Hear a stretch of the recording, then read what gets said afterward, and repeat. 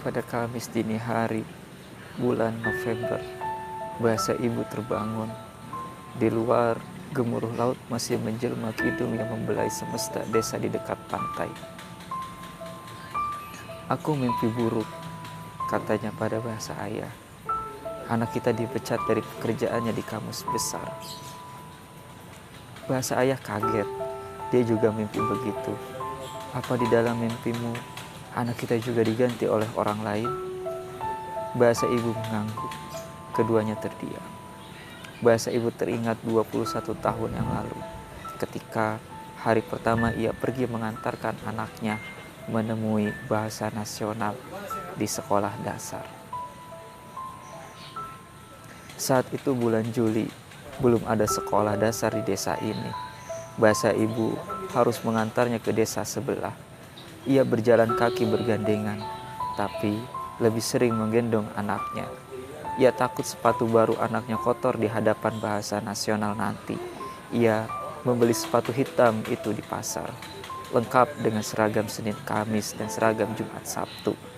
Juga tali dan dasi pramuka, tas gendong, kaos kaki putih, sepatu hitam, dan topi merah.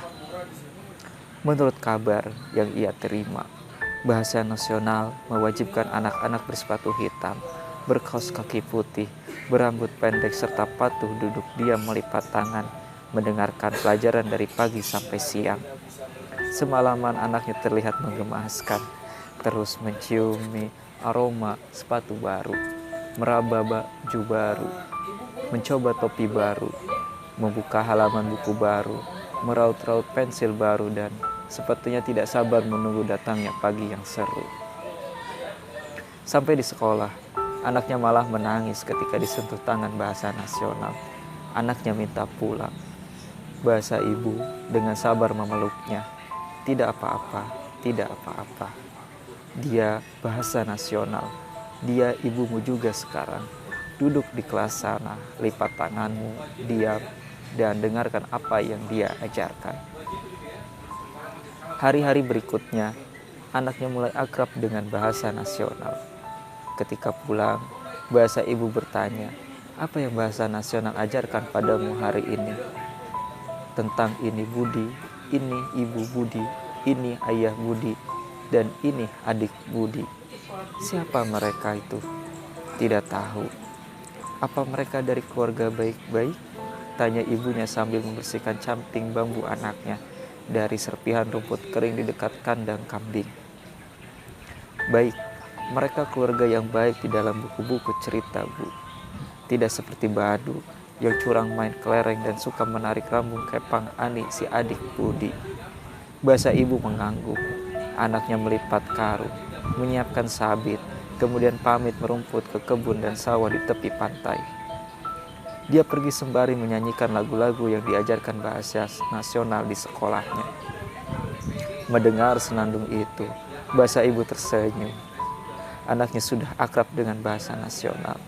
Anaknya tidak lagi mengeluh tentang galaknya bahasa nasional yang pernah membentaknya ketika salah membedakan mana yang baku dan mana yang tidak baku, yang sering mengancamnya dengan nilai buruk ketika keliru mencari kalimat utama, memahami arti kata sulit, atau memastikan apa amanat kemanusiaan dari sebait puisi dalam lembaran gelanggang soal ujian kenaikan kelas. Akan tetapi, tiba suatu hari yang tak terduga.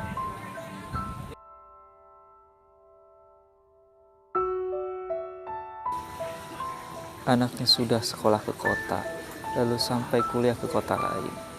Bahasa ibu sebenarnya sudah lama merasa ada tahapan perubahan pada anaknya. Yang paling terasa, anaknya mulai tidak suka dipeluk oleh bahasa ibu, seperti malu. Ketika menelepon anaknya, membelikan telepon genggam anaknya semakin mahir bicara bahasa nasional, dan hanya sedikit-sedikit menggunakan bahasa ibu, seperti mengambil jarak.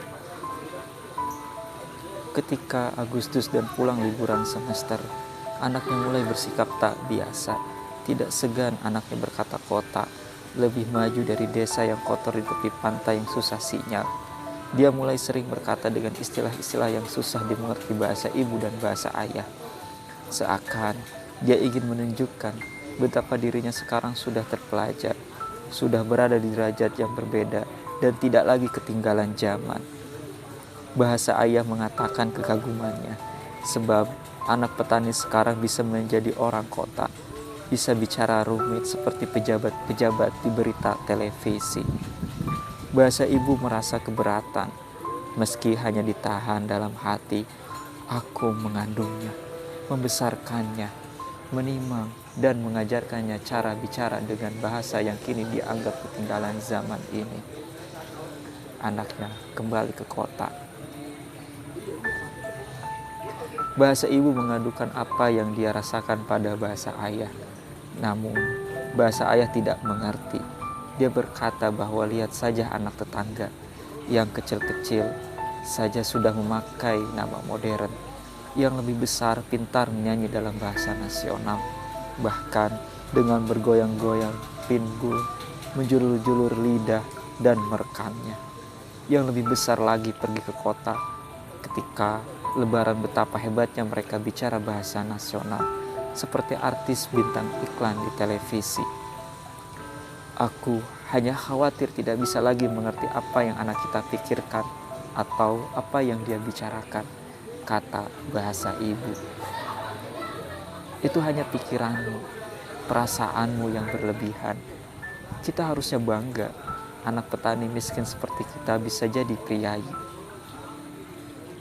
Tapi aku tidak tahu apa yang dia bicarakan, tidak paham bagaimana cara hidupnya. Apa dia masih anak kita?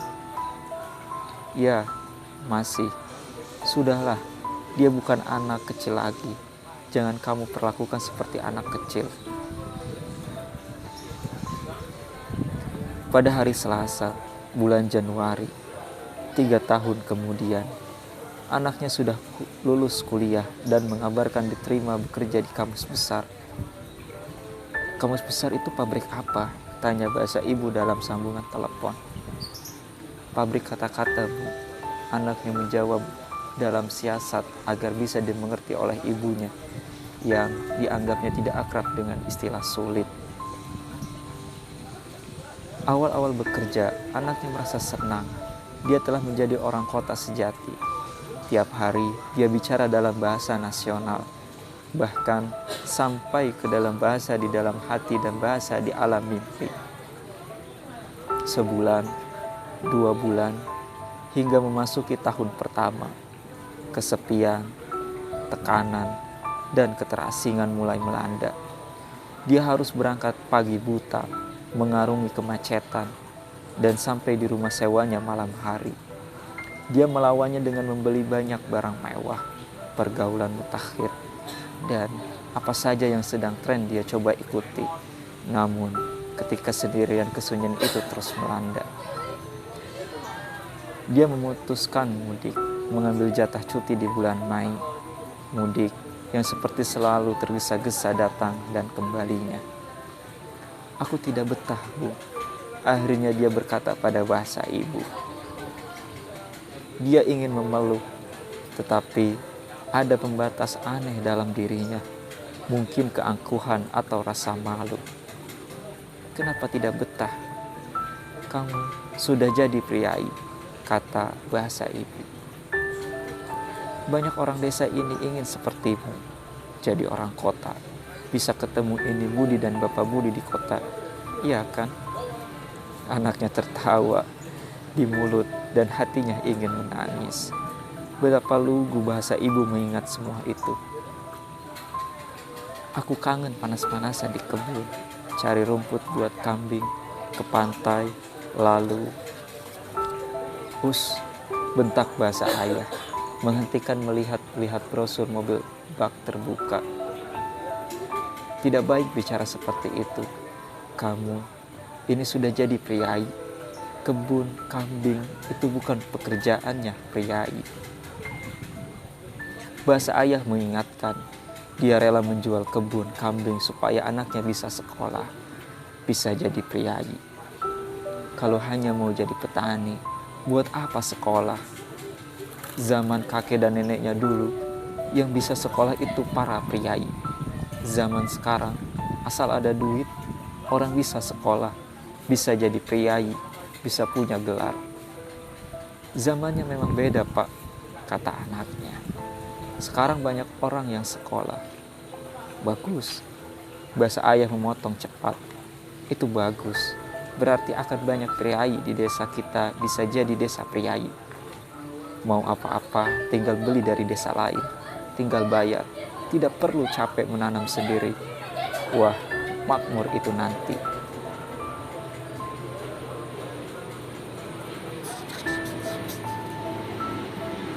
Pada Kamis siang, bulan November, tepat pukul 9, apa yang menjadi mimpi bahasa ibu kini menjadi kenyataan. Anaknya dipecat dari kamus besar. Akan tetapi, anaknya tidak berani mengabarkan apa yang sebenarnya terjadi. Anaknya kini duduk lesu di rumah sewa. Di luar, gerimis menambah kesan pilu, menuntun ingatan pada penyesalan pada masa lalu.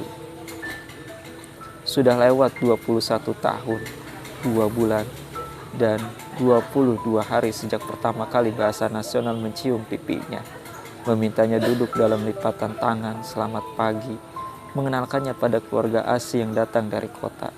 Ini Budi, ini Ibu Budi, dan ini Ayah Budi, dan ini adik Budi. Dia masih ingat saat bahasa ibu mengajaknya menemui Bahasa Nasional. Bahasa ibu mengelap sepatu, membenahi kerah baju, merapikan rambut, mengencangkan sabuk, memeriksa kelengkapan tas dan buku. Tangis murid baru, aroma seragam, bahasa orang-orang tua yang mengintip dari jendela dan di depan pintu. Jangan takut, kata bahasa ibu. Dia Bahasa Nasional. Dia ibumu juga sekarang. Dengarkan, tirukan, dan ikuti apa yang dia katakan padamu nanti. Bahasa ibu menunggu di luar kelas. Dalam keadaan yang menegangkan, ibunya melepas dia sendirian menghadapi bahasa lain. Dia duduk kaku mengamati Bahasa Nasional di dekat papan tulis hitam. Bahasa Nasional memakai sepatu hitam tanpa kaos kaki, rok coklat sewarna dengan bajunya. Sedang duduk menulis di meja terdepan, di satu-satunya meja yang memakai taplak merah bermotif bunga dan burung. Di depan tumpukan kertas-kertas, dia bergincu merah, berjam tangan kecil keemasan di tangan kiri, dan berkacamata tebal seperti tukang jual beli emas di pasar kecamatan. Bahasa Nasional tiba-tiba memintanya berdiri, lalu mengatakan sesuatu yang seperti gumam, sulit dipahami. Kemudian Bahasa Nasional bicara dalam bahasa ibu, dan dia mengerti sekarang. Maksudnya diminta memperkenalkan diri. Dia semakin kagum sebab Bahasa Nasional ternyata mampu bicara bahasa ibu. Ketika kecil, aku juga dibesarkan oleh bahasa ibu. Bahasa Nasional yang wangi dan pintar sekali menjelaskan padanya. Lamunannya terpecah ketika ada pesan masuk dari temannya sebelumnya sama-sama dipecat dari kamus besar karena kedatangan tenaga kerja baru, tenaga serapan, dan tenaga ahli lainnya. Bahasa politik buka lowongan, bro. Pesan aplikasi sudah dibaca. Di posisi apa, bro? Buzzer. Enggak, dia tegas membalas tawaran temannya dalam pesan. Pikirkan lagi.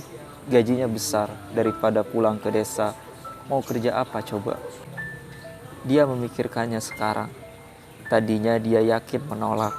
Lama-lama dia berpikir, malu kalau pulang sebagai pengangguran.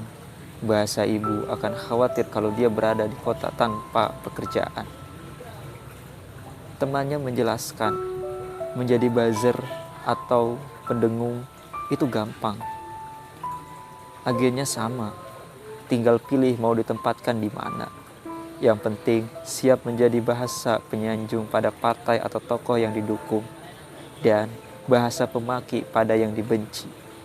Jangan khawatir, semua pekerjaan itu terlindungi dengan akun-akun palsu, kata temannya menjelaskan lebih rinci. Seminggu kemudian, dia baru berani memberi kabar pada bahasa ibu bahwa dia sudah dipecat dari kamus besar. Dalam sambungan telepon, bahasa ibu terkejut dan mengatakan tentang mimpinya pada Kamis dini hari.